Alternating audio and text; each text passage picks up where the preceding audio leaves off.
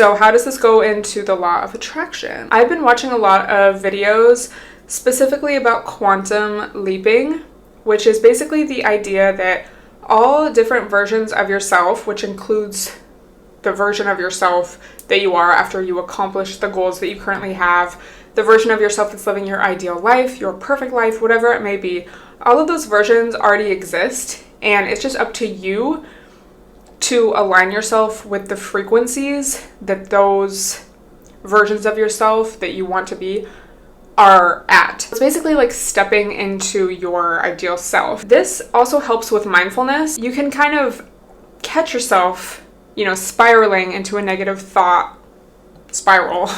Or if you're feeling really overwhelmed and stressed out and just like, maybe you're having a really negative mindset at the moment due to like stressful circumstances, you can just take a pause, take a step back and ask yourself, what would my ideal self do in this situation? How would she handle this situation? What can I do right now that is in my control and that can best align me to that peaceful state? Because I'm sure your ideal self is not running around stressed out all the time, and constantly in this frantic state of anxiety and like never able to fully just relax in the moment. When we can do this, not only does it help to align us with our ideal self, but it just creates a better present moment and a better day to day in the current physical reality that we are already in, because it's not about, oh my God, and this is such a huge aspect of the law of attraction, right? It's not, oh, I want this ideal life so much. I want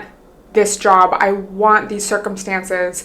Because then in the present moment, you're stuck in that feeling of lack, and the feeling you're currently experiencing is wanting. It's not having or receiving, it's wanting, it's lack, it's kind of that urgency, anxiety, I don't have this feeling. So if you're able to be present, be mindful, be grounded in the moment, it's like, how can I feel good right now?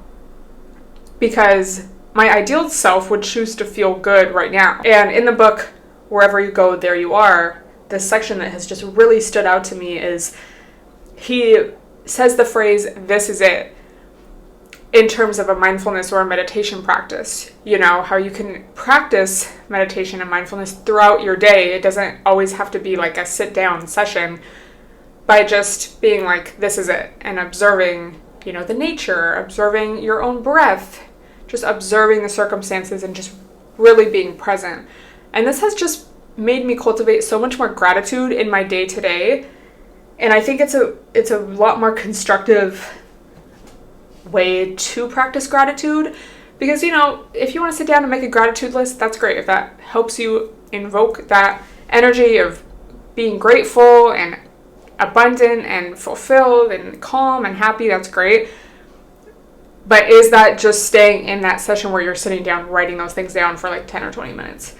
If you're able to bring it out into the world with you, into your life with you, and be like, this is it, and have gratitude for the present moment, even if it's stressful, it's like, this is it. And even just telling yourself that, I've found, kind of reduces some of the stress, because a lot of the stress and anxiety we go through is kind of future based. It's like, what if this happens? What if this gets worse? What should, and obviously a certain amount of that helps keep us safe and is normal. But in things we can't control, or if you're prone to over anxiety, which I think a lot of people are in this day and age, it helps you stay present and grounded. But all of these things are aligned, right? And I think learning about these things hand in hand, at least for me, is helpful, because I love a good spiritual practice. Like, I definitely believe in vibes, but it's nice to also have the scientific evidence to back it up. Because again, some content creators, they're just a little too, mystical for me, and it's like, okay, like, are you just making this up? But when you're able to have a kind of grounded, reasonable approach to these vibe energy ideas, I think it just makes them easier to comprehend and like apply to your life. Because it's one thing to be watching a video in your safe little room, like magic vibes, and then you go out into the real world and it's like a slap in the face, because you're like, what happened to my magical vibes? But when you're able to put everything, like apply it to everything at once, then it's like, how to handle different situations. It doesn't just have to be this like magical thing that only makes sense when you're in your little bubble of like routine or in your bedroom and it's like there's no external factors. I want to be able to take this with me in stressful situations, in situations where people might have bad vibes, because that's also when you need it the most. Mindfulness is also very important when it does come to self-doubt and stress and negative thoughts. You know, like, oh, this isn't working. I'm never going to get to where I want to be.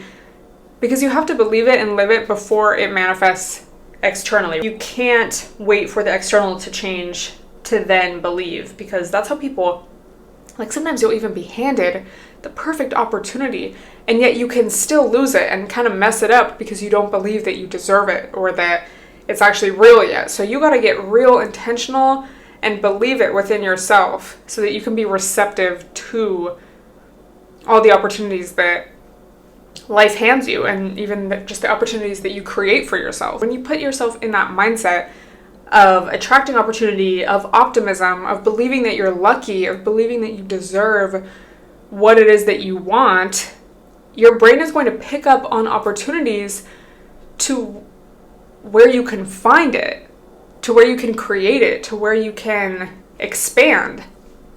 If you're always looking at your life through this dismal lens of like, things don't work out for me, this is so hard, everyone else has it so much better than me, your reality is just going to keep reflecting that to you. So you really got to start from within and really work on believing, you know, what it is. And this is also where mindfulness can come into play, because you can recognize these thoughts that come up, maybe negative thoughts, and be like, that's just a thought. Like, I don't need to really do anything about that. I don't need to accept it. I don't need to believe it. I can just watch it, and then also watch how quickly it can go by when I don't attach myself to it.